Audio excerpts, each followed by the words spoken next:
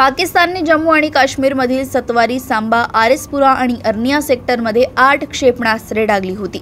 भारतीय हवाई संरक्षण तुकड्यांनी ही क्षेपणास्त्रे रोखली आहेत। भारतीय सैन्याने जोरदार चोख प्रत्युत्तर पाकिस्तानला दिले। यानंतर भारतीय सैन्याने लाहोरमध्ये ड्रोन हल्ले केले। भारताने पाकिस्तानला जशास तसे उत्तर दिले आहे।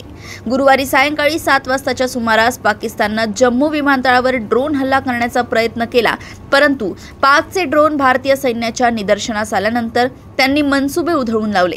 भारतीय सैन्याने पाकिस्तानचे अनेक ड्रोन उधळून लावत त्यांच्या हल्ल्यांना चोख प्रत्युत्तर दिले। पंजाबच्या बॉर्डर भागात ब्लॅकआउट करण्यात आला।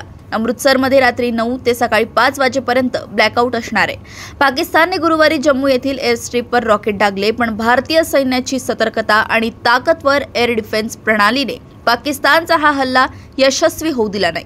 जम्मूचा सतवारी एअरपोर्ट, जम्मू युनिव्हर्सिटी टार्गेट करण्यासाठी पाकिस्तानने ड्रोन डागली होती, पण त्यांना अँटी ड्रोन सिस्टीमद्वारे नष्ट करण्यात आले। जम्मू काश्मीर सरकारकडून अलर्ट जारी करण्यात आला आहे। घरातील कोणत्याही लाईट चालू करू नका, वाहनांची रस्त्यावरील हालचाल थांबवा, घराबाहेर पडू नका, असं जम्मू काश्मीर सरकारकडून आवाहन करण्यात आलंय।